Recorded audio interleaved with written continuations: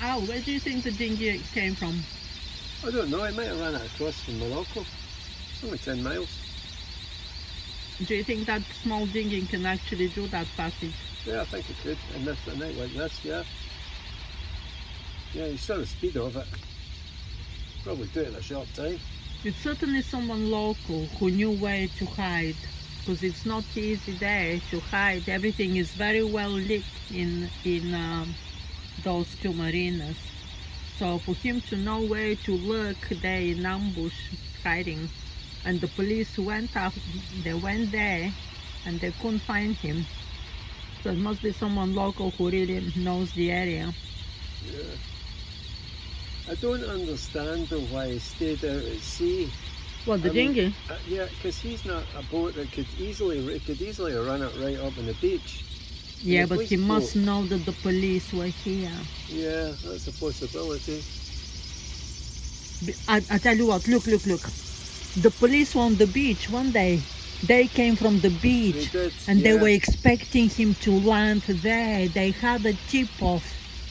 Yeah, because when we saw them first, they came from over there. They had been over at the beach. They came from the beach. That's where the beach is. And suddenly, as we were talking here, a very big police boat started speeding past us without navigation lights. So And then he's been up and down here all night. that's when they have understood that he's not gonna come to the beach. And they started circulating the area and see where actually he's gonna land. They were waiting for him on the beach in ambush. Yeah. Without the navigation lights. But clearly, that guy, he must have felt intuitively, because criminals are very intuitive, he must have felt not to go to the beach.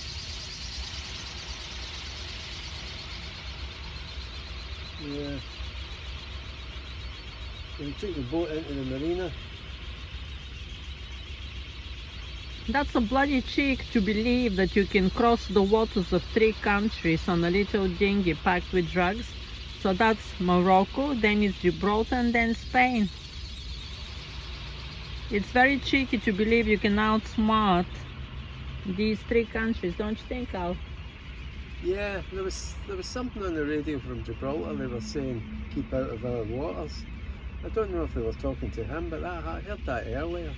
It's probably they were talking to him. Breaking international law, coming into our waters. Yeah. It's probably they were talking to the dinghy, yeah. Possibly, yeah.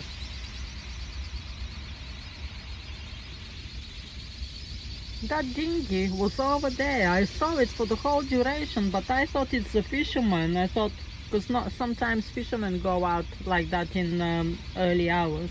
Yeah. Well, it could certainly travel. It was pretty fast. I wish we were a bit closer to the action so you can see that on screen. Yeah. It was so epic, like that dinghy jumping in the water. Yeah. The police boat was too big to maneuver around. And then he was running in all directions. He no longer had the direction where he was heading to go. He really enjoyed being chased by the police. Yeah, but there was a bit where I saw him in a police boat right behind him, and the police boat wasn't gaining on him. The dinghy was going that fast, and that police boat's capable of about 20 knots. Yeah. So that dinghy was going fast.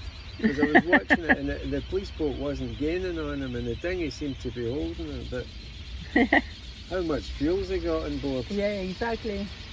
It doesn't have eternal fuel. Very weird.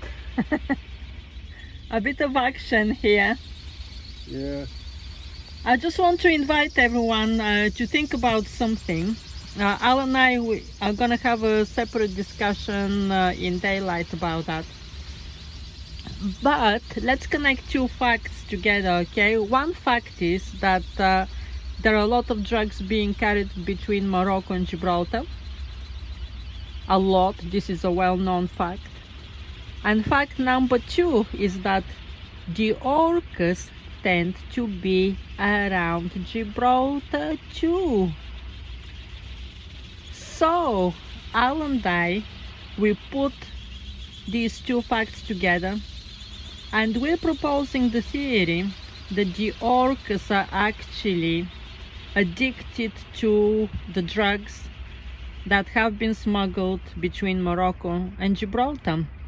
And that's how they have learned that behavior, to be smashing rudders. The first time when they have smashed the rudder, they have found drugs there, and they have become addicted to the drug that was hidden there.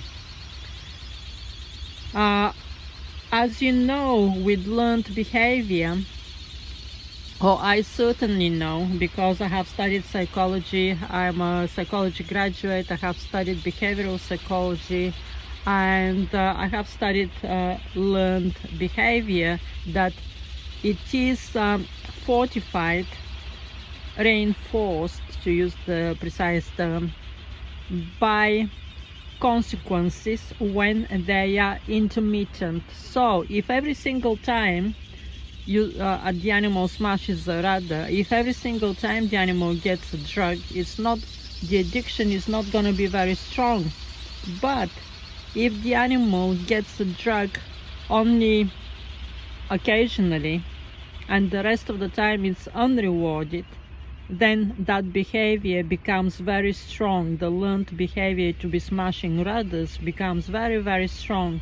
So it is our theory, and this is probably not the best time to be doing this, but I really couldn't resist it, because this is just one tiny example of what is happening between Gibraltar and Morocco, or more precisely what's happening between Morocco and Gibraltar is that there is a very huge traffic of drugs. Well, it's kind of based on, there's an American that found out that sharks around Florida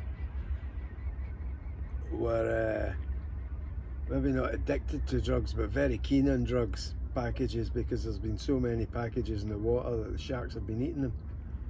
And they have become drug addicts, basically. And we believe that it's the same situation with the orcas. They are actually drug addicts. Why else the orcas will be hanging around Gibraltar, knowing that Gibraltar is a very busy commercial ships channel? Why would a big animal come here to be messing around with the big ships? There is absolutely no reason for that. The only reason is that this happens to be the channel for a lot of drugs smuggling. And where do they put the drugs? They put them in their rudders. And that is why they like taking these rudders with their mouths, and sometimes they carry the rudders, because they may think that the fiberglass is the drug that they are after. If the consistency of the drug that was hidden there is the same, as it feels the same and it looks the same as the consistency of the fiberglass, it's very likely that they may think, the orcas, that every rudder actually has drugs.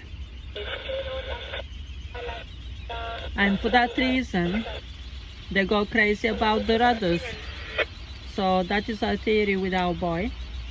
Well, there has been some yachts caught with drugs hidden in the rudder. There's one caught in the Atlantic a while ago. Yeah. When we sail next time, we will perform an experiment. We will throw 2 packets of sugar and 2 packets of flour in the water to see what happens.